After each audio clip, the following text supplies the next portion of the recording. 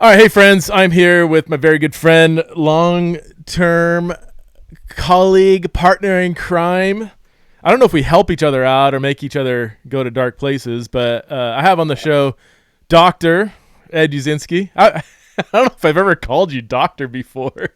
We stir each other up, man. That is a good question as to whether we're something positive or negative for each other. So Ed and I go way back to my days at Cedarville University in Ohio. We did church together at Xenia Baptist, I think it was called. I don't know if they changed their name. We've kept in touch ever since. I brought Ed on because I wanted to talk about critical theory and critical race theory. I know they're not completely different, but they're not the same thing.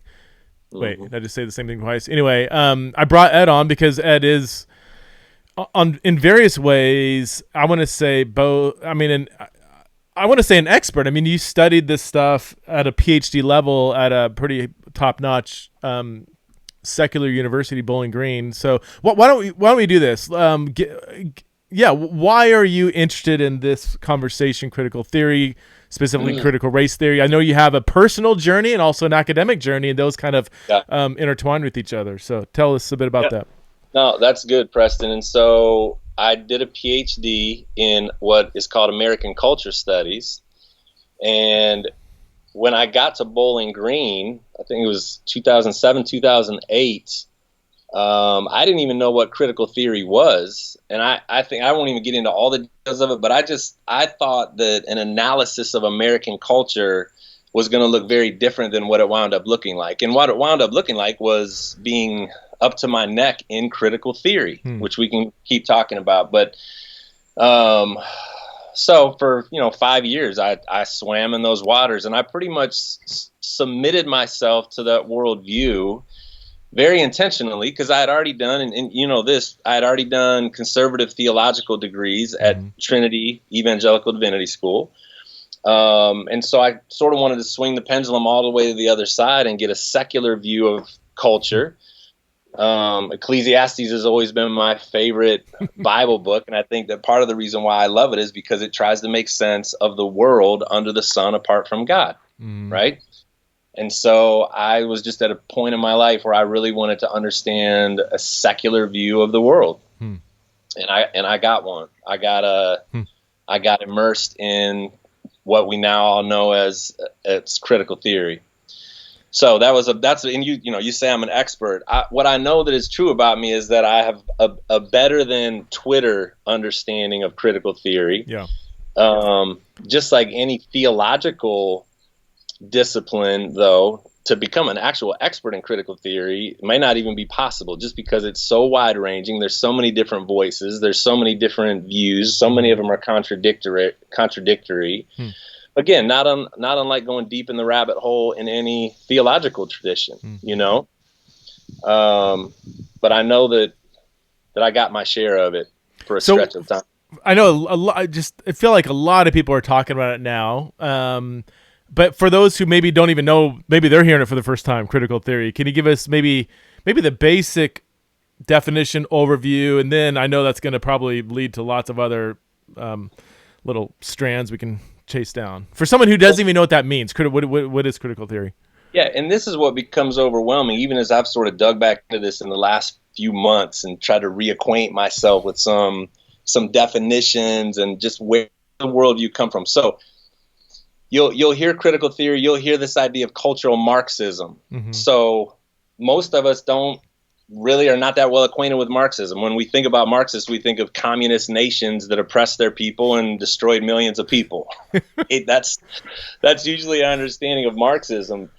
But Karl Marx's theory was largely based on the idea that it's an economic philosophy that is looking at people who have means and who have wealth and who control the means of production in a society, and then everybody else, okay?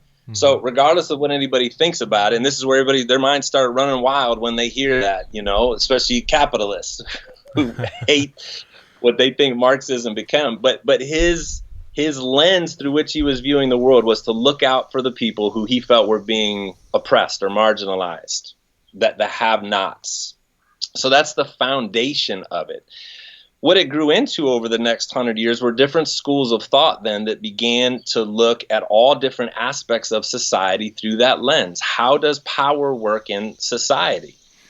And so you get these different strands of critical theory where the goal is to take what is and to deconstruct it to understand why things are the way they are. So we know that this is the case when it comes to women in society. What is the history of how women have been viewed and how they've been treated largely by men who have had power to do what they want and to make the rules about how society is going to work? Feminist theory embraces a cultural Marxism, or what has come to be known as critical theory, by breaking that apart, by starting to erase the lines of what's considered normal. And assuming that wherever the lines have been placed down, they've been placed there to keep women in their place, as an example. So critical theory is an effort to deconstruct that and to see through that. With the aim, ultimately, and again, this is kind of a dangerous assumption even to make, at best, with the aim of at least leveling the playing field by getting rid of lines that are intentionally there to oppress. So, assuming that those lines are intentionally there to oppress. If there's any unequal outcome, then the assumption is that somebody at the top has intentionally rigged the system. Maybe that's not the best phrase. Established a system intentionally, or does it need to be intentional? I don't know. This is where it splinters off. Okay. So there's plenty of schools of thought that are just looking for those places where it has been intentional, and there's plenty of history to support that, where intentional moves were made.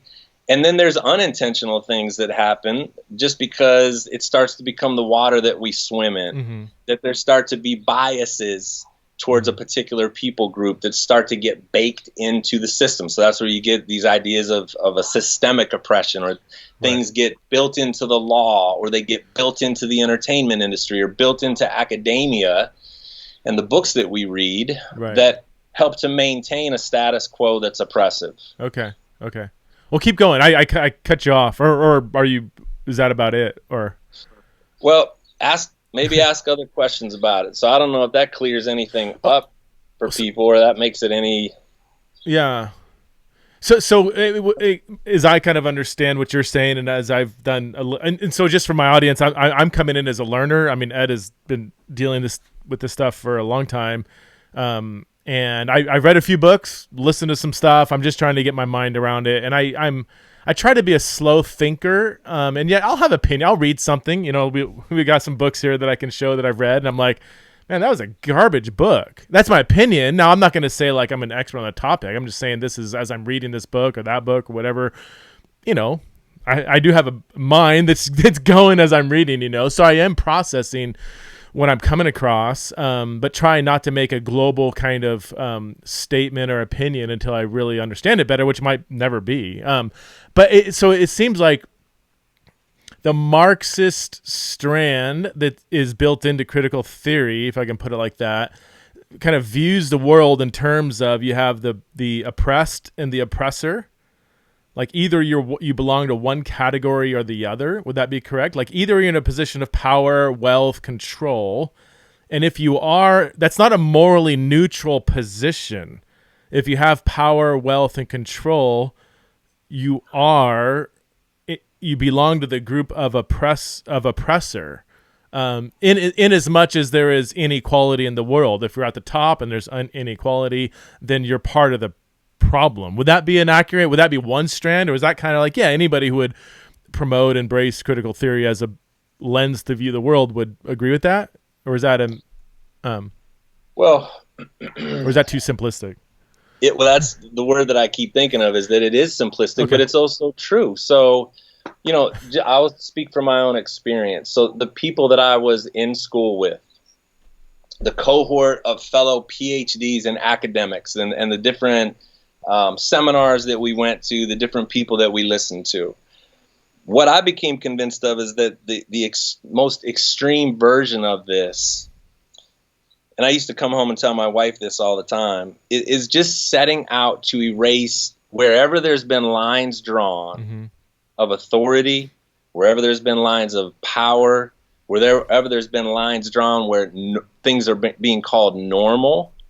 The radical critical theorist is seeking to erase those and get rid of them.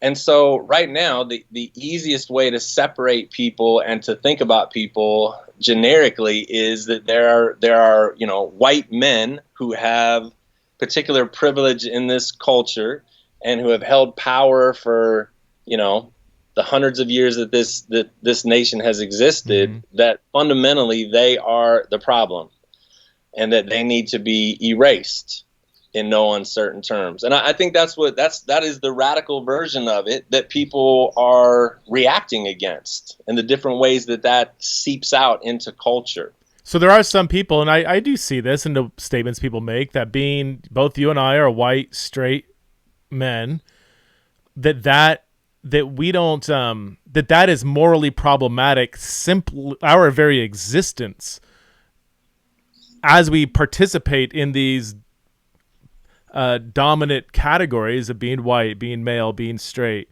That's not morally neutral. Like, we are morally problematic simply we could be in a coma. We could, we could be doing Mother Teresa type actions. We could be doing whatever, but our actions, whether they're moral or not, is maybe secondary to the category to which we belong. Would that be, some people would see it that way? For sure. And that there's not a, even when you talk about moral, one of the things that I started to realize is that there is not a Judeo-Christianity morality framework behind this, right? Obviously. In fact, that is viewed as being a tool in the hands of the oppressor over the course of history. There really isn't a moral framework at all to draw upon other than, and I've read so many articles about this, there are good guys and there are bad guys, and the bad guys need to be taken out. Well, to what end? So that you can become a bad guy now? So that now you can have power? How does that, what is the end game in all of this for those people? And honestly, I don't feel like in the extreme version, they don't have one. They really don't. They don't have one that amounts to a humanistic flourishing for all people. It's just a power flip, ultimately. How would they respond to that? Because that seems kind of obvious, but by changing the subject, by redirecting. I used to bring that up all the time. And so they're really, by getting frustrated by, the way anybody does when they feel like they're put in a corner and shown the emptiness of their worldview. It really becomes very nihilistic. Yeah. At the end, it becomes very dark. So I mean, you sound, from my audience, you sound pretty critical of it, but I don't. You have.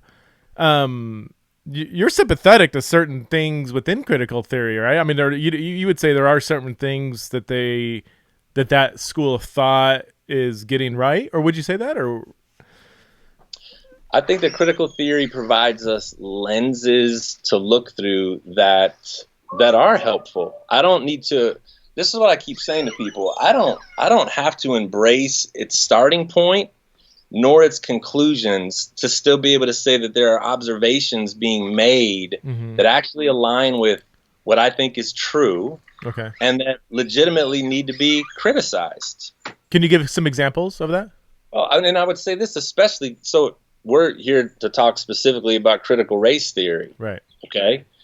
So it is undeniable that over the course of the American experience that black people as a whole, in general, have certainly fit the definition of being oppressed. Sure. In general, over the course of the history of this nation, and that there has been a group of people that have very intentionally kept them in that situation. Right.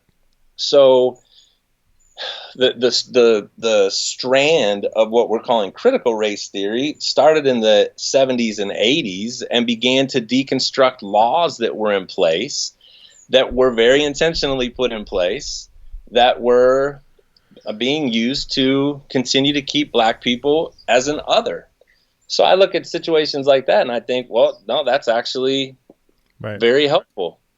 I don't know a single human that would disagree with that, though. Like, I mean, I listen to people on the far right, far left, and the far right would say, that I've listened to at least, would frequently acknowledge the horrors and just profound oppression that our white-dominated society has had towards black people.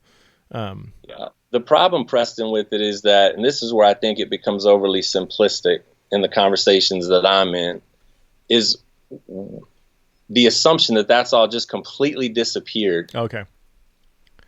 That's just disappeared somehow. Yeah. That somewhere in the 1960s, or, whether it was when Obama became president or when the Civil Rights Act was passed in the 60s, that somehow hundreds of years of what had been getting taught and passed down just all of a sudden dissolved into thin air. Yeah. All of a sudden, all the laws that had been put in place just suddenly disappeared because they were no longer separate but equal water fountains anymore. Yeah. That somehow the whole enterprise just flipped over somehow while we were all asleep, and we woke up one day and it all just disappeared. Yeah. And that's what I think is I think that's overly simplistic and almost silly. Do people actually say that though? That's where, again, I don't personally have not talked to people wherever they're on the spectrum who don't acknowledge the lasting effects of 400 years of oppression. Where they would push back is to say, when people give the impression that nothing has changed, like, whoa, like people draw a straight line, slavery, and we're still basically in the same situation. Like they don't, like it's that two extremes. Like people don't acknowledge any sort of progress versus people who do the opposite. Say we've had so much progress, we've had Obama and there's Oprah and all this stuff. Surely there's somewhere in between.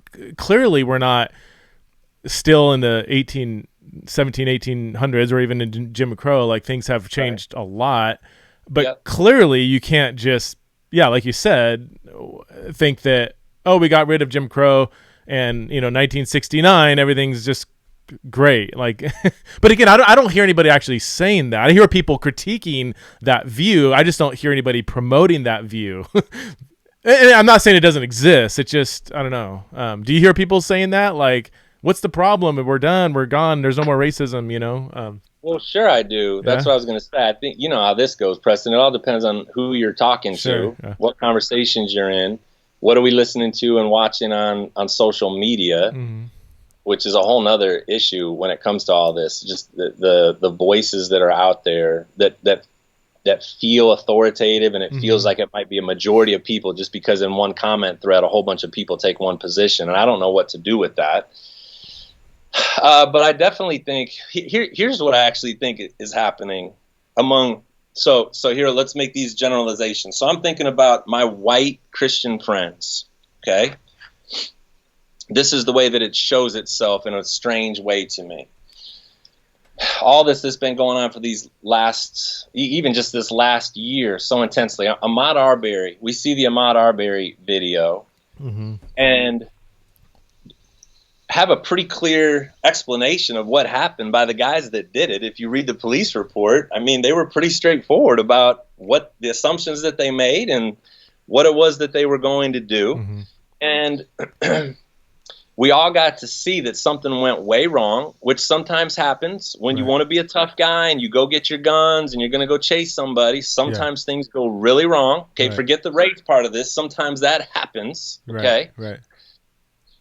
Well, we get to see that video. Now, I watched that video, and I mean, it makes my stomach drop, right? It makes you sick to watch that. If you have any kind of human compassion and empathy and all those words that should be growing in us as Christians, the first response ought to be some kind of feeling. And I think you talked about this with Tyler. Yeah. Right? Yeah. That we should feel something when horrible things happen. Well, I can't tell you how many emails I got. Oh, and I wrote an article called "How Should We Talk to Our Kids About Ahmaud Arbery?" Mm. And all it was just a simple primer on talking to them about justice and injustice in the world, and talking to them about ethnicity, because that's what's being talked about right now. So let's use this as an opportunity to talk about that. Talk to them about how to feel with people when they're suffering. Okay, indiscriminately, when somebody's suffering, learn to connect to that somehow. I can't tell you how many people responded to that by sending me a Candace Owens video, or by sending me a video that was somehow to correct me in my thinking, to make sure that I understood that there's this other side, politically speaking, and that he may have been a criminal, and that he's just being used by the liberal left, and that so the immediate reaction, and I know you've heard this because I've listened to some of your guests, the immediate reaction is to dismiss it. The immediate reaction when something is called racial, whether it is or isn't, and I don't know that we can always prove what's going on with people when it comes to race, but when the immediate reaction is to dismiss that, that sounds like what we've done pretty consistently throughout decades since the Civil War. Yeah, is to that's good. Coming up with ways to continue to dismiss the cries of there being something wrong in our society. I think Tyler said this, or somebody else that I heard: if you won't even acknowledge that there's a problem, how are you going to try to think intelligently about how to fix it? And I really don't believe, I still believe there's a ton of people out there in the church who just don't even believe it's a problem. Yeah. They've written it off as just a tool of the liberal left, or that, the Democrats are just using this to race bait us or to divide us. And some of that may be true, but it doesn't then erase the fact that there actually really is something wrong here. That's what I was going to say. Like, both can be true at the same time. There could be all kinds of ideological spins on that event, which there have been. And yet we can still acknowledge that event was absolutely horrific. Our gut should turn, our heart should bleed, and we should do a lot of listening to people who don't just see that event in isolation, but historically connected. you can't just look at white on black crime and murder in isolation. You can't. And this is where maybe critical theory is helpful in some regards, to help us see the systems, the structures, the historical connectedness. And I do see that as, so I mean, I agree with that. Here's where I struggle is, and Tyler, it was so helpful when I talked to him about this. Like I'm a big fact, evidence-based kind of person. I've been that my whole life. I've been, the Bible says this, the Bible says that. I'm like, well, where? Show me the evidence. I want to look at the evidence. What's the counter evidence, and why is this evidence more superior? That's just the way my mind operates. Is that now? And some people would say, well, you have the privilege because you're a white male to be able to sit back and ask for evidence, while we, or people of color might say, we have the lived experience, and I'm just truly wrestling with that. So like, when I saw the film of Arbery, I didn't tweet anything, I didn't do anything. I just sat back and said, okay, well, I need to get my arms around this event. Was he just going on a jog? Did he just come from a house where he raped somebody? None of that's true, well, the jog. Yeah. But these are, I want to know, because like, just seeing this clip in isolation tells me I can and even if he did, look, I believe in nonviolence. I don't believe in the death penalty. Even if he was a criminal, even if he was running from a murder scene or something, I still don't think he should be shot. So I mean, either way, I can look at this and say this. I can acknowledge this as a horrible event, and yet, is it wrong to ask for evidence? Like, or what are all the facts surrounding this? Do you think? I mean, I don't think it is. I guess what I always wonder is why. Okay. What is your goal in asking for evidence? So go ahead, you answer that. Yeah, I've got a clear why, because I am being socially asked to protest, to fight, and it's like I am. Look, I have a protest kind of demeanor, but I need to know what it is I'm fighting against, and if in that case, I do need facts. I can't just go on anecdotal lived experience I'm not erasing those at all. I'm just saying, like, if I'm going to acknowledge that there is a systemic problem or problems, then I do need more than anecdotal evidence of that problem. And maybe there is, maybe there isn't. That's genuinely where I'm at. I'm trying to get my arms around various, like, is there systemic racism among the American police force?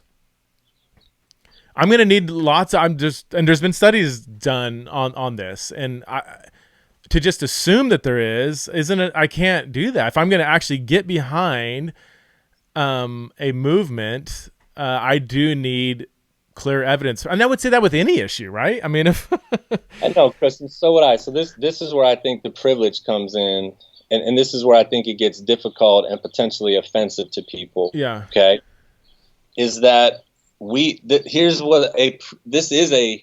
privilege is such a loaded term. This is a nice convenience. This is a wonderful convenience to have these issues that are coming up in the news that we wouldn't even know about them apart from news, right? We're completely dependent on news even telling us what's going on around us out there in the world to some degree, okay? And so we can look at these things that have happened in the last couple of years and just try to analyze them in this moment, okay? And try to figure out what's happening in this moment. I think those are totally legitimate questions to ask. I ask the same questions. What really happened? I ask that no matter what I see go on, because I know things are always mediated as they're given to me. So I want to know, as best as I can know, the truth of a situation. Here's where it becomes problematic, to use that word, when it comes to race, is that there really is this massive tome of information that overwhelmingly indicates that this has been a major problem in our society dating before the Civil War, that has been politicized, and it has been twisted, and it's been used by different people groups to their own ends. But at the end of the day, the reality is that there is a racial divide. There is a racial tension. There is a racial problem. There are effects that we almost never bring up or take seriously that have spilled over from what's gone on for the last couple of 100 years. We don't do that. And I've heard that multiple times, even with people that you've been talking to. We don't. We keep talking about the history, and everybody says, oh, yeah, the history. So, yeah, I know things used to be bad. If you really, really get down into it, just even with the police thing, if you really do a study of how the police set themselves up against black people in the books, it's in the books, okay? If you look at the history of lynching, over decades of time. And so right away people say, oh, there was only a few thousand people. I mean, if that's your immediate response to that. But seriously, Preston, that's what we do. We just somehow just miss it, write it up. So where am I going? If you actually look at the history, or better still, if you're in relationship, not with just one person of color, but you actually have real relationships with people, and you really do get to listen to people, okay? And you're in relationship with people. You come away saying there is, and there has been, and there still is some kind of a problem going on. There's some kind of a problem. What is that? So this feels vague in general, though. Like what specifically is a problem that we should be actively fighting against? And what's how do we solve the problem? And I know, let's turn the corner on this, because I'm curious to hear what your thoughts are about the white fragility book that you held up to me earlier, or the problem not of white-skinned people, but the problem of what, now again, I think this needs to be separated out, but of whiteness, in quotation marks, capital W, whiteness. And what is that? It's a mindset. It's a mindset of superiority or of somehow being better than other people. So again, man, I think we should just stop and let that one sink in, because when I have conversations with people, it's really get defensive quick and really to say I'm not a Ku Klux Klan member, right? That's where we run to just so easily. I'm not using the N-word directly with people. I just think it's we can do better than that. I keep saying to my friends, I think our ancestors, again, that's a generalization. We're all coming from different backgrounds, but collectively, if you do the study and you go into the books, our ancestors worked really, really hard to keep us separated. They wanted that. They would be turning over in their graves right now to see all of the work that's being done to bring people together, black and white people together. They were very committed to the idea that we should stay separate for biblical reasons, for intellectual reasons, for all these different rationale that they had to say, let's stay separated from one another. Let's go back. Go ahead. Finish. Well, I don't want to do that. What you have to do that is you have to label people in a certain way that is less than. You have to do that to be able to keep them in subjugation, to be able to keep them in slavery, to be able to keep them out of being able to vote, to be able to keep them from being able to move into the neighborhood, to keep them out of your schools. The only way, and I would say this as a Christian person, the only way that you can possibly navigate that in your mind and still take communion on Sunday is to have convinced yourself and to have convinced those that you live with that these people deserve to not be part of what we have. These people deserve to be left out somehow. So, again, that is the history. And so for us to just assume that that's just all gone now across the board, that really does not still exist in the mindset. So I've seen even all the police things, and I don't want to sprawl too much here.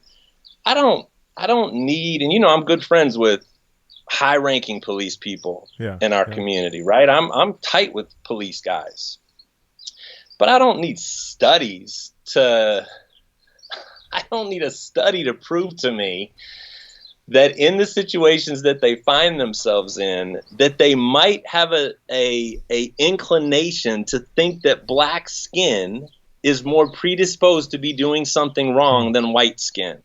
I don't need a study for that. And what makes it even worse is that I can find studies that are saying both things. Okay, so I don't even put that much stock. And I'm a researcher, Preston. I love the pursuit of knowledge, but I'm highly suspicious of studies that get done. And so to me, there really is a ton of value in the reality that over the course of 50 years of being in relationship with black people, I haven't met too many that didn't suggest that there was a problem when it came to their interactions with police all across this class stratosphere. All across the class stratosphere, from gangish type dudes that I've hung out with all the way up to PhDs. It doesn't mean that there aren't any examples, because now they're out online all over the place, right? The example that comes out and says, I never have ever had a problem with the police. No. In general, my experience in relationship has been, man, there's something going on there. Yeah. There's something going on. Oh man, it's first of all, so good. Man, where do I want to start? Backwards, or let's see. Let's go back to the cop one. That's I think there is. I don't know if either of us have the expertise to be able to speak into that. I think it's fine to ask questions and whatever, but it is complicated. The question with the police. Yeah. So here, I guess, there will always be racist individuals. There will always be implicit bias because we are Christians and we believe human nature is fallen. Like that will never, ever, ever go away. There will always be isolated incidences of white cops acting on that implicit bias, prior to the second coming of Jesus. We will always have isolated incidences of that. But you hear my term there, isolated. I mean, the question is there widespread systemic?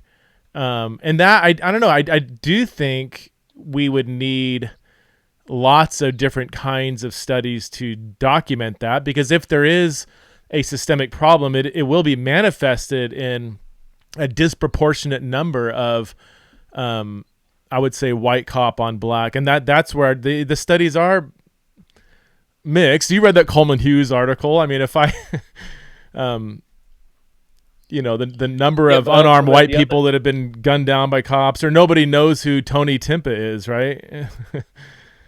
Why don't we know who Tony Timpa is? I mean, that guy had a knee in his back for 13 minutes while the white cops were joking about him as he was whimpering and suffocating. 13 minutes the dude was suffocated, and he was a white dude, and nobody knows who he is. I mean, nobody. It didn't create riots among, and yeah, I would be the first one to say, even, I don't know if I want to say this. Again, there's something historically connected. When it does happen to, we don't live in a historical vacuum. So when there's an unfortunate incident where a white person was a victim of police brutality, that doesn't have the same historical symbolism, connectedness when it happens to a black person. I'm still wrestling. We have to at least acknowledge that these aren't. Yeah. Does that make? Well, anyway. Preston, I wouldn't say we have to at least acknowledge it. I think that's really, really, really important. Yeah. Okay, it's like really, really important that it's part of our family mythology that there's this extended, and if I'm in a black family, that there's this extended history that causes me to have to take very seriously that in an interaction with someone with a gun, legally holding a gun on their waist, that I got to mind my P's and Q's in a way that's different than if I didn't have black skin. We just have to take that seriously. Here's what I want to throw out about the police, and this is what I think is so messy about it. The police job is horrible. It's horrible to try to step into the situations they're stepping into with black people or white people. So I really do think that in my own reading and trying to get my mind wrapped around it, I really do think there's a police training problem that maybe even supersedes the race problem, honestly. That misuse of force, brutality. I mean, there's abuse of power. Just apart from the race, let's just leave that aside for a second. You're saying that's for sure, and that issue. they're being trained in a certain way that makes it very militaristic and I read in one of these articles, there's 15,000 police forces around the country. So they're all different. They're all getting different kinds of training. They're all being led in different ways, which needs to be taken seriously. They have different mixes racially. I mean, there's a police officer that's dealing with stuff in downtown Dayton is going to be dealing with a different mix of stresses than one who's right here in Xenia, 20 miles away. And so it is wildly different. And I would even throw this out, though. I mean, are police being trained to think morally? Just let that sink in. I don't hear anybody asking that question. Where are they getting a moral framework to even try to step into their job being pro-human versus anti-crime? Yeah. Okay? I mean, in the best cases, maybe they're getting some kind of a moral training, but where are these men and women who are going to work in law enforcement getting moral training and virtue training so that they would even have a mentality that says we're going to value human life, period? So I gotta go here before we forget. That requires more training, which might require more money. So does it make sense to defund the police department if we're actually asking the police to have a higher bar of policing? I mean, listen. If that doesn't make sense to me. I mean, I don't. We want to spend the money on moral training. We want to spend money on trying to teach guys and men and women to operate differently in our communities. I think that would be a different discussion. Of course not. And you know that ultimately that's more symbolic at this moment than anything. They're not going to continue to defund police departments. They're not going to do that. Seattle just slashed it in half, I think. I don't know if you saw that. They're letting go of 100 their cops. The police chief resigned. The black police chief. I'll be shocked if it stays that way. Well, I mean, the question will be: will crime go up or down? Will people of color and poor people receive a better life, less crime, less murders, or will it go up or down? No. I can't imagine that it's going to go down. Take away the police. No, I don't know. It's a lousy solution. It is symbolic. So this is why we say that it's complicated. I don't think that that's the right solution. That's not what I would be banging a drum about, to defund the police. Right. No. I understand. I do understand the logic of I understand a piece of the logic of redirecting funds to help get at the core issue of what is ultimately leading to higher crime. That there are, and here's where we have to talk about, the family and what is leading to poverty, and are there unjust laws that are surrounding that? I mean, there's just poverty, clustered poverty combined with the race conversation is incredible, far outside my pay grade, but I understand the logic of let's get to the root of some of these issues. I just don't think taking away money from the police and having less cops is the answer. I'm speaking as a citizen here, not as a, because again, I had this tension of non-violence and so on. I want to come back though, Ed, to the whiteness thing. Individual white people versus whiteness as a broad concept. I'm trying to get my mind around that, and even like this sense of superiority. Like a lot of people would probably assume that like if you are white, you belong to a group that intrinsically sees itself as superior to non-white people. Now, as how do I process that? Because as an individual, I'm not even allowed to say, I don't know if I see if I see myself as superior because of my skin. I mean, Robin DiAngelo will say, well, that's just your white fragility coming out. That's you being defensive. Preston, calm down. Hey, you don't need to, wield your privilege and get upset. I'm just trying to help you understand how racist you really are. Well, I'm not sure if I'm really a racist. Well, that's because you're a racist. I know. That is frustrating. This is where I'm like, and maybe I'm missing something, but how do, like, I don't personally think, I've never consciously experienced a sense of superiority because I'm white. Am I just totally blind? Or could some individual white people not actually feel that way, even if the general perspective could be true? Yeah, I don't know. I don't know if you're blind. Here's like, do you, Ed? Do you think because you're white that do you see yourself as, if you're being honest with yourself, as superior to a black man or a Hispanic man? I feel like I've been taught to be. Sure. Yeah, I've been taught to be. How? Like, give me an example of how you've been taught to be. So how? But let me just say this, Preston. Again, let me just talk about personal experience, because when I first heard that idea of white fragility, for example, and I read it in an article before the book even came out, that I'm pretty sure was from her, Robin DiAngelo. And the article just talked about how whenever the issue of race comes up, in her experience, white people get wildly defensive.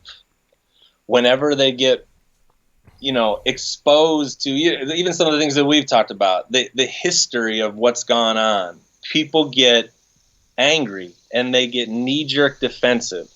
Listen, if people just interacted with those ideas with some semblance of an open mind to the possibility that it could be true and to explore themselves, I don't think she'd be making $10,000 per appearance right now. The reason why there's a cottage industry around this whole thing is because I think that there's some truth to how we lose our minds when race comes up. Let me just say this. That's been my experience, even as somebody who grew up. And we didn't say all this. I grew up on about 20 miles on the west side of Cleveland in a very, very mixed environment, mixed with blacks, whites, and Puerto Ricans. Okay. And so even there, where we were very mixed up, and we were at least I was in relationships with all three of those populations, you could see how race somehow was a reality for us, in that there was definitely divisions in the way people were viewed. Some of that had to do with class. It had to do with what part of town that you lived in. But there was definitely always still this attitude about those guys over there from the white people that I grew up around. Okay. And I grew up in a very ethnic, my heritage is Polish. And I grew up in an area where there was this huge Eastern European diversity, all these different enclaves within Lorain, Ohio. They had an international festival every summer, okay, where the floats would be populated with people from different ethnicities, okay? And so even in the midst of that, there was definitely a separation between those who had white skin and those who had color in their skin, okay? And I could get into specifics, but just let me say that. I grew up with that. Then when you really start to look at history books and you look at the histories that we were taught, and you start to analyze TV shows and the messages that TV shows sent us, and movies and pop culture, and you look at church, so we're not even talking within the church body, but you look at the way we're taught theology, like you wouldn't even know there was such thing as a black theologian in most of our seminaries, at least not historically. Okay, so like every thread of my life has implicitly held up white people as being the holders of truth, and black people as being something less than that. And I know that's a crass, I hate saying it, but you're asking me the question. Yeah. So when I look at myself, I mean, what does the gospel do to me? The gospel tells me in Philippians 2 to not think highly of myself, but to look out for the interests of other people.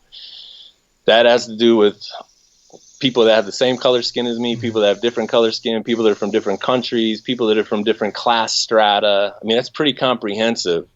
And it's pretty overwhelming when you start to get confronted with yourself. When you start, I say you, I'll say me, when I start to realize the little prejudices that I actually do have towards people, the different prejudices that I have even towards people within my Christian community, it's like our mind just...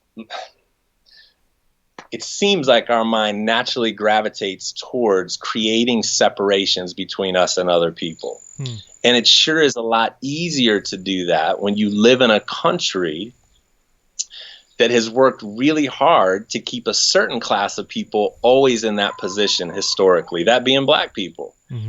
So I don't know, people are probably, if they've even listened this far, people are probably losing their mind about that. But I just don't think it's that big of a deal. When Robin DiAngelo says that white people tend to be fragile when it comes to this, I say, yeah, they are. When she says that all of us are then racist under her terms, I'm more uncomfortable with that. When you keep trying to make blanket statements that necessarily condemn everybody to a position that they can never, ever escape from, what I say is, well, that's because you don't actually have the gospel in your presentation. The gospel itself should allow us to escape from it. But see, that's not part of her book. That's not part of her make. Okay. Well, church people should be able to access that. Can you not look at that and say, can you not study that and experience it in conversation to see that white people do tend to be super defensive when it comes to race? And the gospel should change me. The gospel should change me and make me able to say, well, it needs to look different. It needs to look different. So go ahead. Yeah. I'm irritating you right now. No, I love it. So Keep going. Keep going. So with DiAngelo in the book White Fragility, she gives all these examples of examples where white people were agitated by having a race conversation. But is it just having a race conversation or the terrible way in which she's going about it? Like her ideas to me are just very, very unthoughtful, sweeping. It reminds me of she reminds me of a fundamentalist pastor who is presenting horrible ideas in a terrible way, making generalizations. And when somebody says, yeah, I'm not really buying that, then they're accused of not embracing the truth. I'm like, well, no, I just, it's your idea. It's you that I don't buy. Like, can I give you an example here? Yeah. Okay, I got the book in front of me here. So just make this clear. I'm not a Robin DiAngelo apologist by any stretch. Okay, so that's the thing. Yeah. I think she does all kinds of things in there that are over the top, which is what you also do when you're trying to sell books. Okay, and you're trying to create a platform for yourself.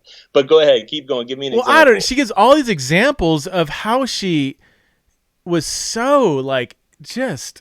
She doesn't even see it. So pandering, so paternalistic, so smug and arrogant. She gives an example here of this is on page 74 to 75, and I've got almost every page is just littered with, or you can't see it over there. This is littered with just like, how can you say that? How can you give this example which makes you look so terrible and think that like you're so like not even aware of like how smug you are. But so she gives an example of doing this, diversity training, and I don't know if I want to get into all that. So there's a person that in the training, a white person, gives a story of how they came to realize how they need to listen to black people more. And she gives an example where she was like this, black lady was protesting something, and she actually, it was a really beautiful example of a white person coming to grips with some of their implicit racial bias. But when she actually imitated the black lady who was talking, and as Robin DiAngelo says, in a stereotypical black voice, and then when she was done telling the story, Robin DiAngelo says, I understand that you gained valuable insight from that interaction, and I thank you for sharing that insight with us. I'm going to ask that you consider not telling that story in that way again. Totally shamed the person in public when they possibly did some. I mean, was she imitating the black woman in a black voice because she was being stereotypical, or is that just the way the person talked? I mean, I don't. And earlier she says we shouldn't be ashamed of black skin, like we shouldn't, whatever, like let's. And so it's like I don't even. Maybe it was problematic, maybe not. But do you literally miss the great growth this person has had to publicly shame them for simply the way they retold the story?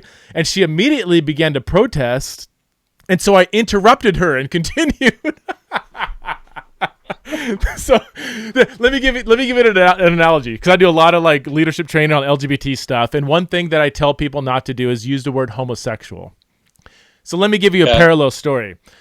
Maybe an older conservative Christian saying, you know what, I had a couple homosexuals move in next door, and at first I was really annoyed, but then I, prayed to God, like, God, give me the grace to like reach out to my homosexual neighbors. So they walk over with a bunch of cookies and said, hey, you know what, I just want to thank you for moving into the neighborhood. My name's so-and-so. I'm so thankful you're here. Here's some cookies. And I've really grown to love, my homosexual neighbors. What if I jump in as as Robin DiAngelo says, thank you for sharing that, but I would ask that you never share the story in that way again. And the person's like, what would I do? I'm like, well, you said the word homosexual. That's just dehumanizing. And like, I just shut that person down, even though like, okay, they used the word that they shouldn't use, but goodness, can't you see the, but she does that all throughout the book. And I'm sitting here thinking like, you sound like so many radical fundamentalist pastors that I know. I'm just giving you the truth. Don't get defensive. What? You don't want to grow as a person? Okay. Well, that's just, you're being, fragile. Anyway, we don't need to talk about that book. I mean, we don't need to get into it, but I want to though, because I feel like this has been a big conversation around me lately. So this is what, and you got me on here on your show, so I want to say some things I've been thinking about this, okay? I don't understand. I totally agree with you. So now we're critiquing her as a presenter. Just stay with me. I told you, I'm not an apologist for her. it makes my skin crawl too. I've seen videos of her and I'm like, I can't watch. I'm not using that anywhere. I don't like her vibe. I don't like the elitist, all the reasons that people are railing against her. Okay, great. Is what she's saying worth at least thinking about, white people? Again, stay with me. Mm-hmm. Because the majority, I can hardly name, I've tried to do this. As I'm chuckling to myself about this whole thing, even across my life, like I told you, when I first heard the idea of white fragility and white people in particular, just not being able to talk about race, I'm like, oh yeah, it's just so true. Like the only people that I feel like are much easier able to do that are people that grew up in more environments, like you've even said, Preston, where you grow up in LA and you grow up at least around racial difference, right. Or in the community I grew up in, you've at least got a chance to try to have a conversation about race. But most people are hyper reactive, and it's not just, so again, I feel like you're almost too easily dismissing it. Yes, sometimes they're reacting, and I've seen this even in my own settings where these trainings are going on. Sometimes people are reacting against a statement that they don't think is true. Sometimes people are reacting because they're now in a trap, which is what I feel like is happening now, that they can never get out of. They can never win. Do you want me to come talk to you when something happens in society, or am I supposed to stay away from you right now because something happened in society? Do you want me to try to have open and honest conversations about how I feel, or is that centering my whiteness now? And it's a total trap right now. Okay, I get that, and I've watched it happen, and it's not fair, and it's maybe an overcorrection now where white people are always wrong about everything in every situation. No, that's no good. So again, Christian, filled with the Spirit, can I take Robin DiAngelo's years of experience, she has sat in these environments, and not dismiss everything that she's saying and ask the question, why do white people tend to be defensive about race in general? If you bring up the history of lynching, and Preston, I've done this even with my crew. You know, I'm on staff with crew. Yeah. With conversations that I'm having with other white staff, and their immediate reaction to any suggestion about race is to get defensive. It's to assume that this is just a tool of critical theory. It's to assume that it's the liberal Democrats. It's to right away when guys are kneeling in the NFL, there weren't hardly any conversations in the church with people I'm hanging out with about what are the underlying causes that might cause a guy to do something that is going to be wildly reacted against, and he knows that. Why are we not talking about what is underlying that instead of having conversations about respect for the flag? No, that's solely, good. Which is what it turned into. Here's why. Yeah, so I feel like the good stuff in white fragility, and with any book, the Quran, okay, there's good stuff, there's nothing is just completely off. So maybe it's the helpful points of that book and other books like it. Maybe it's stuff that I've already kind of been awakened to on some level for a while now, and I've seen. Because of you, dude. You're the one that told me to read the autobiography of Malcolm X, which wrecked my life in a good way. I mean, that was just so brutally eye-opening. Why is that? Talk about that for the sake of this conversation and people listening to it. It's been 15 years since I read it. But I just remember following his journey from childhood, teenage, adulthood, and just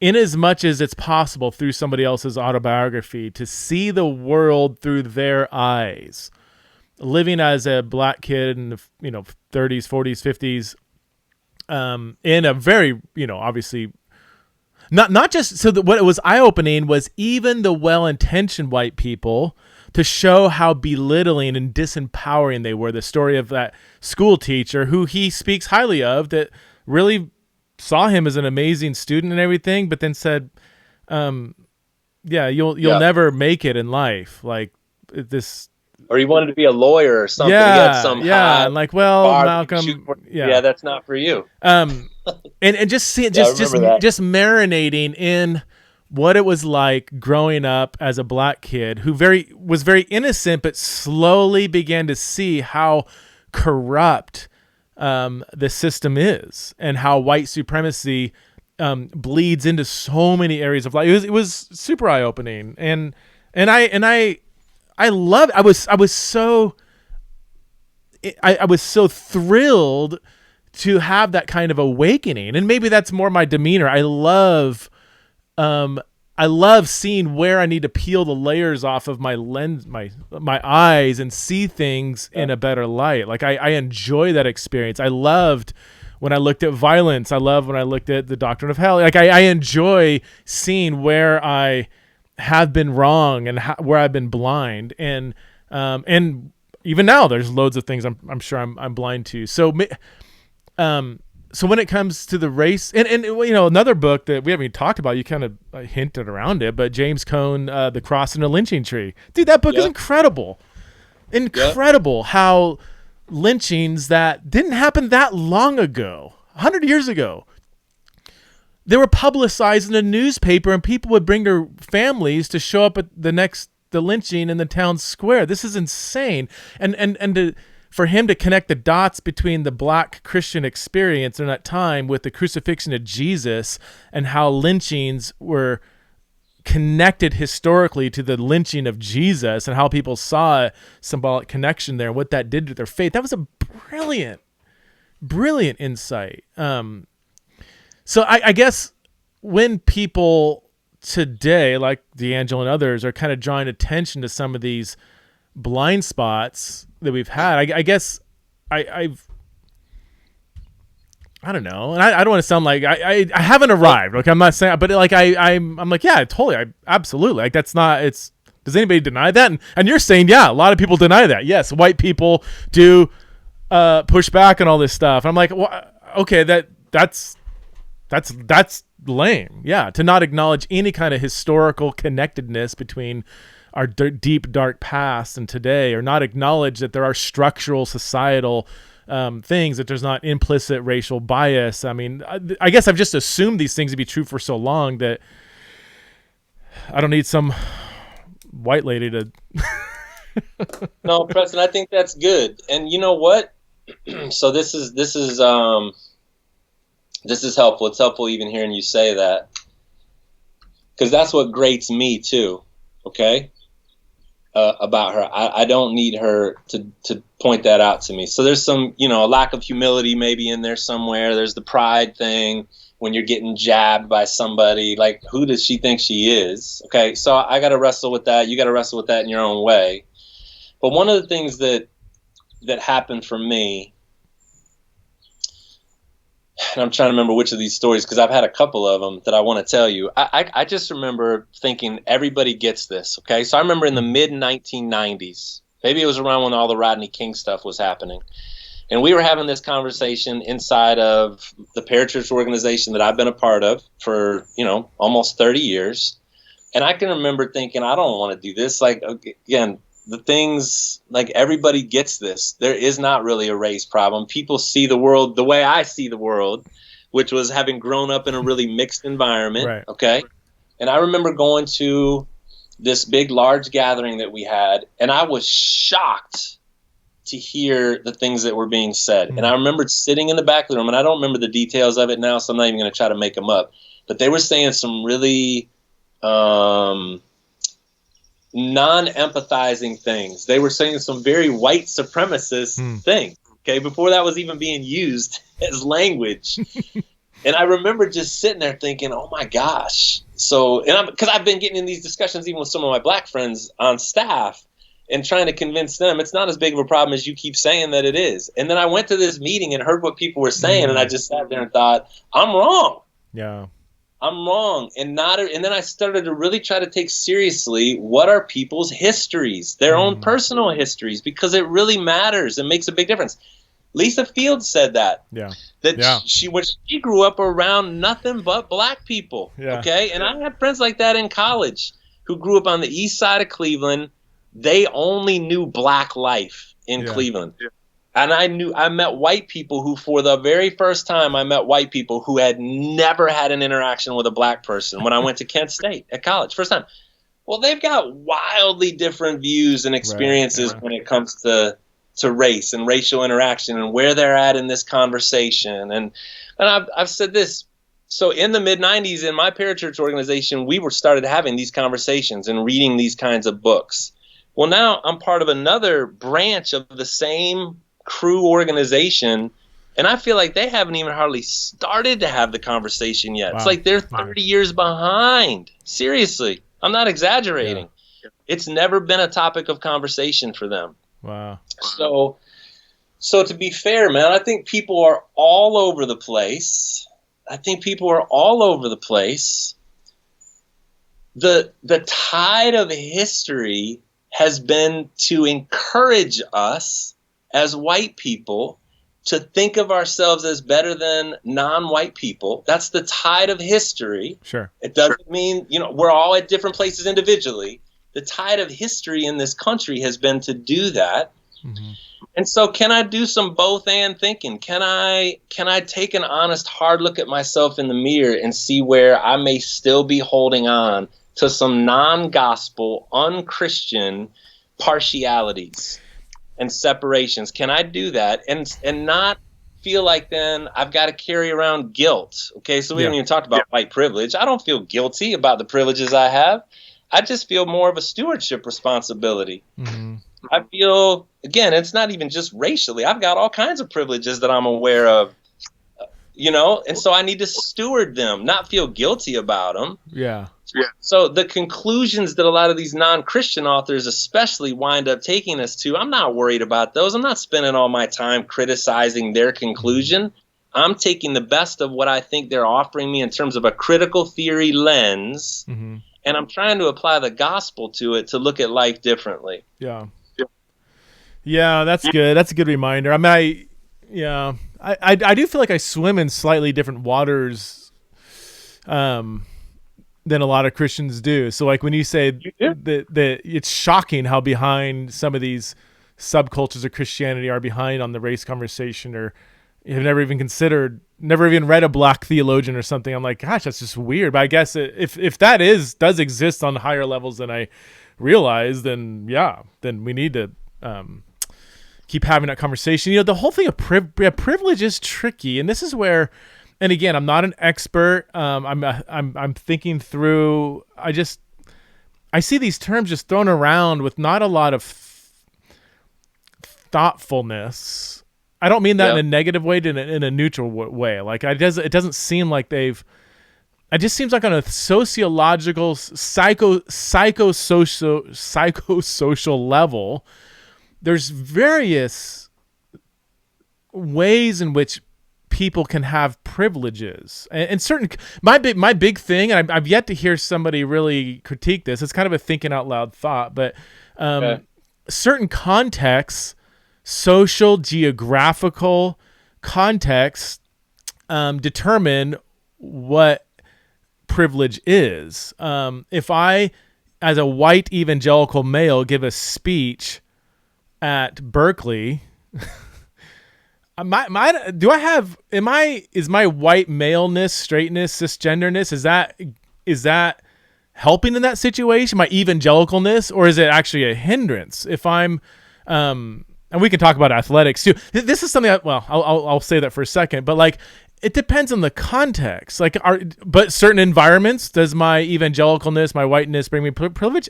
You would be just stupid to literally to not say it does in some context, maybe in many contexts, but just to make a blanket statement of everywhere I go, every situation, my whiteness helps me. I see that as just sociologically a little naive. In 2020, is it being a white evangelical? Does that helpful? I mean, I don't. No, and again, I think I'm totally with you on this.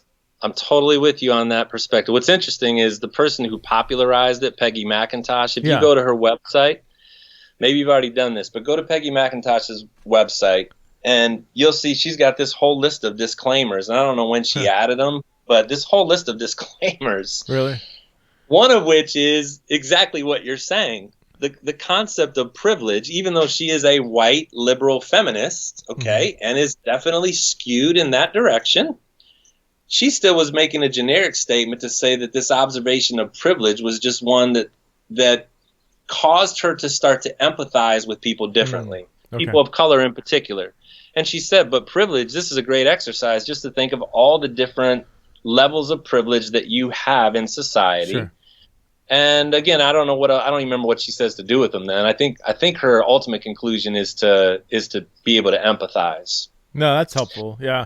Do you think our background in athletics contributes to how you and I are processing this? For sure. Like I grew up in a fairly, so I was a poor white kid in a largely Hispanic. So my social class was, low. Yeah. And ethnically I had like white wealthy Christian or white wealthy friends, but they weren't in my neighborhood. So I kind of had this weird, poor white kid in a Hispanic neighborhood. So I had friends on both sides, but and there was in California, man, it's different than the South. I keep coming to grips with that, but there's racial tensions, not nearly as pronounced as when I hear people describe the South. But man, in athletics, it's you want to win the game. You can care. It's just like, and you go home to your own sort of neighborhoods, whatever. But like, I don't know. I just maybe I never saw myself as a supremely better player because I'm white. Because it just doesn't make sense. Like, just look at my batting average. Like, either it's better or it's not. Either this pitcher, whatever is called, either he struck me out and had a 92-mile-an-hour fastball that I couldn't hit, and I was like, dude, you got a killer fastball. When it comes to athletics, it's like raw talent is what everybody's gonna value, and the ethnicity does not. I don't want to say it doesn't matter, but it's like, I don't know. Have you thought about this at all, or am I making stuff up? No, I've thought about it a ton. So we could explore why there were no black quarterbacks until a certain point in time. We could explore why there still are no blacks in certain positions of power within these leagues. But let's just lay that aside for a second. Because I feel like what you're saying, not intentionally, but I feel like what you're saying is a little bit of a misapplication of the point. So I was a white guy playing basketball at a school that was mostly made up of black guys playing basketball. I think there were two of us that were white on my varsity team my senior year. Okay, so was that an advantage? No, not in that context. But overall, the you'll see this written in different ways all over the place. I saw this book called How the Irish Became White. Okay, have you ever heard that book? No. What a great title. Write that one down. How the Irish Became White. Okay? And so this is why I feel like we need to set up ahead of time one or two topics and then really dig down into them, because I feel like and I love talking to you, Preston, and I love that we do this, but when it comes to these things, I really feel like we would be better served if we really could do a deep dive into some of this stuff. So we're supposed to be on critical theory. Ditch that. I know. Well, Irish people at some point achieved their whiteness and were assimilated into white society. One of the main ways that they did that was the stance that they started to take towards black people, because at one time Irish people were treated like about on the same level as other dark-skinned minorities in this country when they first came over. And again, this is you can read the history of how this happened. Okay? That's still different than the black experience. They weren't enslaved for 200 years and they didn't experience Jim Crow. But the point is, it's always better to have white skin in this country in general than it is to have black skin. Yeah. Do you get affirmative action scholarships? Are there privileges in quotes that are being given to you for being a minority right now? Yes. That's not the point. The point is that in general, because of the way the country has been constituted over centuries, it is better to have white skin than to have dark in general. would you say, I mean, obviously, historically, nobody with half a brain would deny that historically. The question is, as we progress and move forward, is that still as dominant of a truth, or is it less? Does it still exist? On what level? And as Tyler said to you, progress depends on where you're looking from. Yeah. And whether you thought there was a problem to begin with. And what I'm saying is, what concerns me is I still think that the majority of white people that I talk to, they don't, dude, whether it was in the 90s. So this is the thing. I've got 50 years now. I'm 52 years old. Okay. Dang, started having these conversations in my teen years where I started to become aware of race. Okay.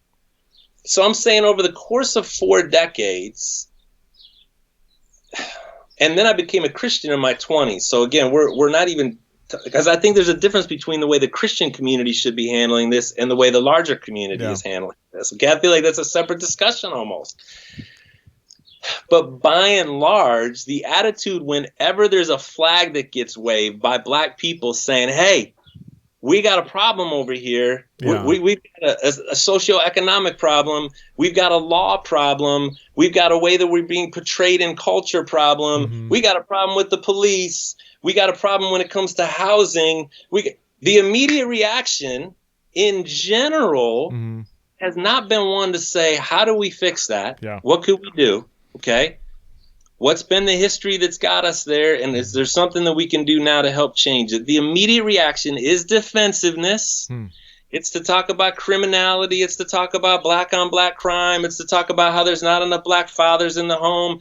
It's to talk about how all we need is the gospel. That's the latest one that I keep watching on. All we need is the gospel. And I say, well, all we've had is the gospel for hundreds of years when all this horrible stuff was going on. What were those Christ followers doing with the gospel back then? I'm not saying we need more than the gospel, but we need to change our lenses. Yeah. Because we've already made some preconceived commitments to saying, if we've made a preconceived commitment to saying there's not a problem, this is just a tool of the liberal media, this is just academic junk that's trickling down to popular culture. If we're dismissing it through those means. Wait, real quick though, I don't. The defense though. Take it seriously. When people say, you gave a string of examples. When people say the black on black crime and fatherlessness, they're not saying there's not a problem. They're just saying, let's look at some of the core roots of. No, they're not, Preston. Like, really? I can't even let you say that. No, they're not, because any of the people that say that to me don't come right back and say, let's see how we can fix both the systemic problem, which systemic problem is more than just police. Like that's it's been overly simplified now when we talk about systemic problems. Now it's just the police, which is so complicated that, again, we don't ever really have to take seriously that it's been hardwired. Certain things have been hardwired into our nation and the way that we think about these things. We don't ever have to really look at that. We just dismiss it. It's always dismissive, Preston. Okay, so I hear you saying, like, when people say, yeah, but fatherlessness, yeah, but black on black crime, that's not because they're actually trying to address it. That's their way of saying, it's not this, it's not that. Thank you for coming. Go back to my white suburb kind of thing. No, and here's one that'll light the fire. I just was writing a piece the other day titled "White and Black Fragility." Okay, so this will make people happy. So we just talked about what I think white fragility is. It is a defensiveness, like an inability to even entertain the possibility that these things could be true. Black fragility is now we can never say we need to do something about the family. Yeah. We can never say there is a black on black problem. We can never say you are being used as a tool of Democrats, that there may be actually a political system that would better serve what it is that you're after instead of just going along with the Democrats all the time. We can't even have that conversation. That gets shot. All of that gets shot down immediately. And I say, as a person who is trying to transcend the polar extremes as a Christian, we should be able to look down on that and say both sides are wrong in certain of their conclusions, and both sides need to be able to come to the table with some empathy and humility, and not just listening, never pushing back. I'm not saying that, but actually really listen Okay, instead of defending, like I think some of my white friends now, they so hate liberal media. Yeah. They so hate democratic politics that they've skewed themselves from even being able to have a Christian response to these things anymore. They can't think with Christian eyes. Yeah. Because they're so filled with hatred. Get this. Yeah. They're so filled with hatred towards their perception of this other side. Yeah. And I get it. I totally get it. But you can't even construct a Christian emotion called empathy or weep with those who weep. And right? You don't even know how to access that in these situations because all you're doing is hating on the other side. I would say that is a byproduct of being partisan. Whether you're on the left or the right, news outlets, and there's sociological reasons for this. I mean, they're clickbaity. They're trying to provoke anger. That's why you're going to go onto another article, and that's how they make money. These traditional media outlets, they're dying. I mean, they're literally starving for money and attention, so they will do whatever it takes to get attention. What's just psychologically, how do you get attention? You provoke somebody's anger. And so both sides... So why are you falling for that, Christian? Why are you falling for that? That's a deeper... Yeah, totally. It is. Or people say that that black people are being used by the Democrats, and I say white evangelicals are being used by the Republicans. Totally, We're all being used, man. Why are you falling for it? Yeah. Why do you really, really believe that you're standing over here in the truth, shouting and screaming at that side over there? That's not what we're called to. I'm serious. No, I agree. As Christ followers, there's something twisted about that on both sides. Yeah, on both sides. Okay, slightly different turn. When you're talking about this kind of has to do with everything we've been talking about. But how do you respond? I'm not sure what I think about this yet. So it's a genuine question. When people say, "Look, when people say, there's such a massive race problem in America, we had a democratically elected black president. We had, Oprah Winfrey worth what, 2.2 billion? I don't know how many billions of dollars she's worth. We have." Colin Kaepernick getting paid millions of dollars to kneel before the anthem. You've heard these arguments, and I could see both sides. For me, on the one hand, I'm like, okay, a few anecdotal examples doesn't discredit the claim that there is something more systemic. Systemic doesn't mean 100% will never make it. It just means there's still systematic problems. On the other hand, it is a little bit. I don't know. I just kind of smile a little bit when Oprah Winfrey, worth billions of dollars, is talking about white privilege, and I'm like, I don't know. It'd mean a little more if you had somebody who's stuck in endless poverty, even though they're working hard to say that. But somebody is one of the most powerful humans in America, worth billions of dollars. It doesn't mean as much. I don't know. So I don't know. I can see both sides of that kind of argument, citing individual examples of super, super powerful, successful people of color. It does seem to question a little bit how systemic things are. I don't know. What do you think about that? How do you respond to that? I just think it's both and again. I think it's both and. What is both? What's the both and what's the and? In the sense that, and you said this at the very beginning, my goodness. And I see people rage about this too. I wouldn't want to live anywhere else in the world, I don't think. Now, again, that's a pretty blanket statement because I've only been to a handful of other countries. But I'm going to grant that I think that in terms of overall freedoms, okay, and opportunities in general, you are way better off here no matter what color you are and no matter what your current sociological status is. Okay, poverty looks different here than it looks over in India. Right. Okay. There's problems with that, but I think it's fair. I'll throw that out on the table. I saw a Modelo commercial the other day. You know the beer Modelo? Yeah, it's good beer. So if you look at those, the one I saw the other day was on this boxer. I forget his name now, but the tagline is, it doesn't matter where you come from. And of course, all these Modelo commercials are about a rags to riches story. Okay. Which is interesting. I don't know why they're doing this. I haven't studied it at all, but they're all rags to riches. It doesn't matter where you came from. It matters what you're made of. Okay? And we all salute that. We love that idea. Okay. As Americans, we do. And can I say to that that's a true statement? Yeah. You know what? I got all kinds of examples because there's free will. Okay, this is where the theology enters into it. Because there's free will, people get to make choices in the midst of whatever circumstances they find themselves in. And by God's grace, they may rise up out of it and become something special. Mm-hmm. On the historical timeline, you may become something special because of choices that you make. That is absolutely true. Mm-hmm.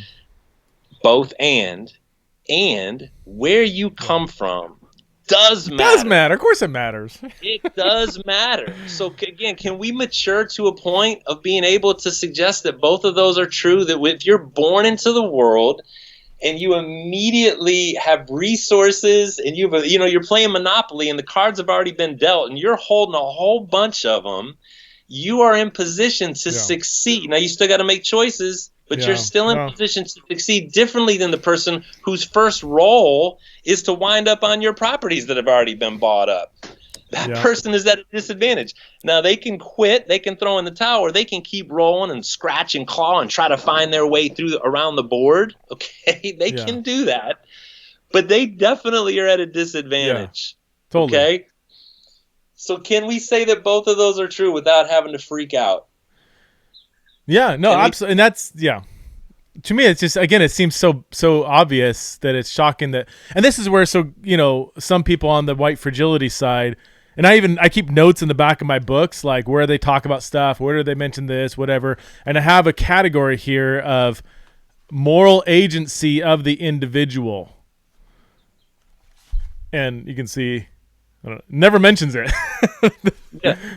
There is no individual. There's no moral agency. It's all structural, systemic. And I'm like, that's a healthy corrective to the other person who's going to say it's all individual. Just work hard. Everybody has an equal opportunity. That's just naive. But to swing to the other side and to say that moral agency, moral responsibility, individualism, even if you have some cards stacked against you, it has to be a both. But even here, I mean, to reduce everything to race, again, thinking out loud, I just question, I mean, physiologically, I mean, if you're a short, not good looking, socially awkward, overweight white dude, and you're, a super athletic black guy, that's good looking, has good social skills, he may have certain cards stacked against him based on whatever, the color of his skin, the socioeconomic whatever, but like there's other things that we should consider too that do give somebody certain amounts of privilege in certain context, Sure. People that are super short or super tall, if you're 7'2", you're gonna walk through life with everybody staring at you, everybody looking weird. You might not get hired as easily subconsciously because people don't want a 7'2" waiter that everybody's gonna stare at. Like we're sociologically complex beings, and this is where I resist any kind of oversimplification of what it is to be human in a complex society. I do see that happening in some branches of the race conversation, but so do I.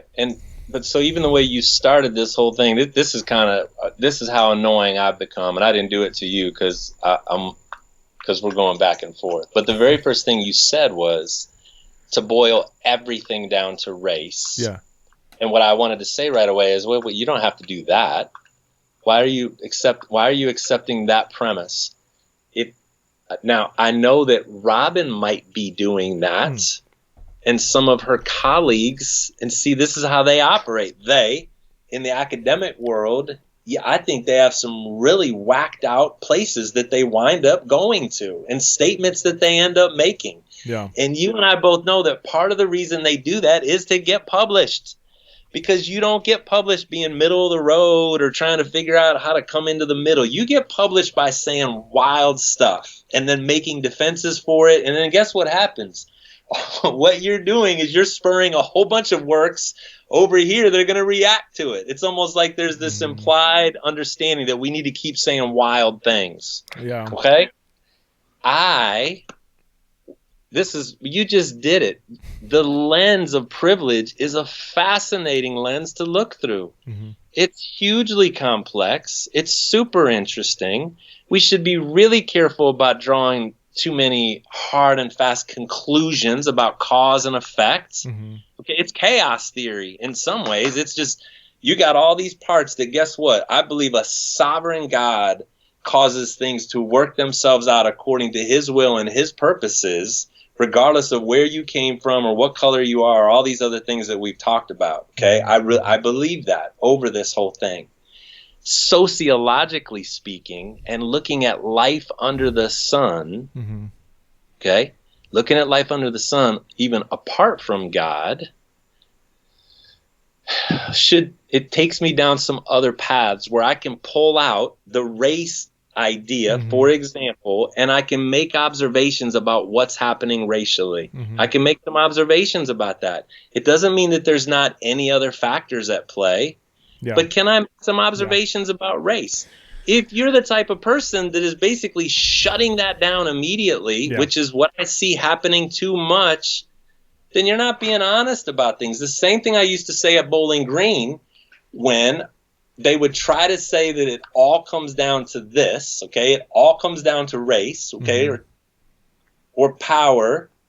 And I would say, it's actually more complicated than that. You're not being honest. You're not being intellectually or academically honest about that. You sound just like my fundamentalist brethren over here who are being just as dishonest. And I thought that in a Ph.D. program, even at a liberal secular school, there would be a commitment, and so I was wrong about this, to finding the truth. That really is gone now, okay? Just like everybody's suspicious. It's gone. And so that I at least then want to believe that you'll do what's best for humanity and for us as people, that's largely gone. I can remember very specific conversations of saying stuff like that. That won't help us be able to bridge the gap between one another. And I remember one woman in particular saying, I don't want to bridge the gap.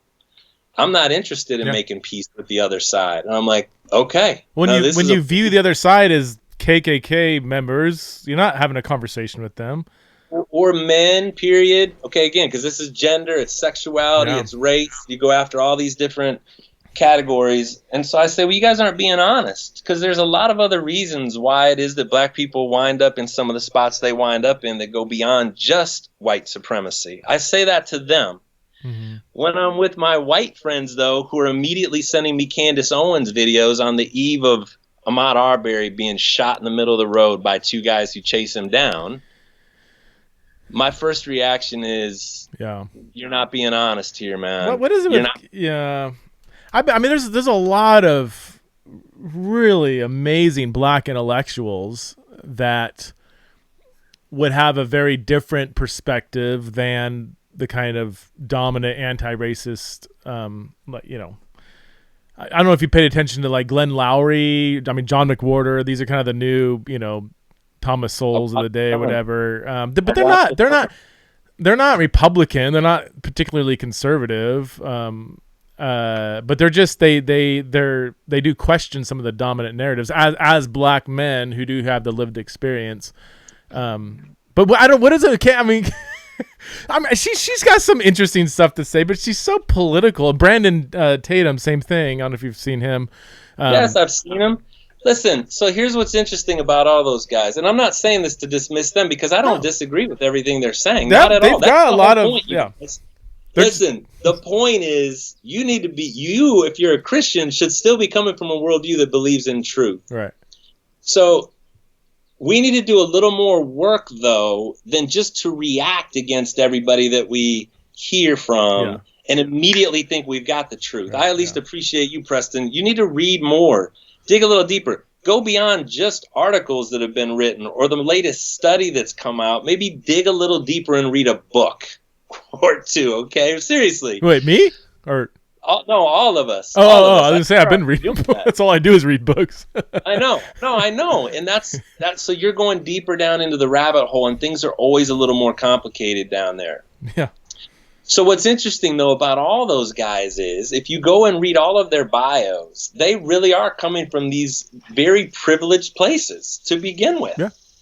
Even Coleman Hughes that you sent me. Yeah, I mean, he's 23 years old. They're all Ivy Leaguers. Yeah. Brandon's a former NFL player. Mm-hmm. So I'm not. So what does that mean? It doesn't mean then that I'm dismissing everything they're saying. It just means that they are definitely part of a group of people that have trod a different path to get where they're at than the black people that are on the east side of Xenia over here right now. Mm-hmm. Okay, I'm just making that statement. There are, and I think Lisa Fields was saying that. I can't remember all of them now that I've listened to all these, but she made the statement that they're not representing the mass of black people that are out there. Yeah. What I think they're doing, okay, besides the fact that they are coming from privileged places, maybe largely because of choices that they've made, largely because of having intact homes, maybe. I don't know. Yeah. I don't know all their details. I mean, how many black people do wind up as Ivy League professors? That's a minority of guys, okay? What I hear them railing against are liberal politics. What I hear them railing against is overly simplistic liberal politics that are using black people to further a particular white political aim, which they don't say that very often, but it is a white political aim, and they're sick of being used by white liberals, okay, for their own aims. And so they are taking the other side to say, let's stand on our own 2 feet. We don't need white people to go to bat for us in the way that they're trying to go. We don't need Robin DiAngelo. Right. You don't need that. Police definitely have a more complicated job than just to go around looking for black people to kill. There is something to be said for, not being out at midnight and staying off certain streets. I mean, there is something to be said for that. Yeah. Okay. Overly simplistic, because in some communities you can be minding your own business and trying to stay out of trouble and still get pulled over because you're black. Yep. There are plenty of stories to that end. Okay. But I think that's what the majority of the Thomas Sowell, I've heard you reference him. I've read all those guys, and I think they make some great conservative insights. And I think they hate white liberal media or any liberal media. It doesn't matter what color they are. So I would say some of the more black. This is why I brought them up, because Candace Owens is hyper partisan. Brandon Tatum, he wears his MAGA hat. These are, and they're thoughtful, but they're not intellectuals. The ones that I'm referring to they would be liberal in the classic sense, or partisan. They're just not on the radical woke liberal white left, and that's where they say these radical left white people think they're doing us a service, and they're actually hurting the black community. But we got to end on that, bro, because I got another interview right now, like literally right now. So I got to cut you off, dude. And we're just getting warmed up. And we said lots of stuff that we should probably go back and edit, but we're not going to. We're going to let it sit. So it all needs to be edited out, man. Ed Uszynski at gmail.com. Send all your Nobody knows how to spell. I can't even spell your name, man. No one would find it anyway. Just don't spell it. Don't give them any real address or anything. Thanks, bro, for being on. Appreciate you. Love the conversation. Always walk away challenged and a better person, man. So appreciate you. Me too. Let's do it again. All right. Take care, dude. Okay. See you. Bye.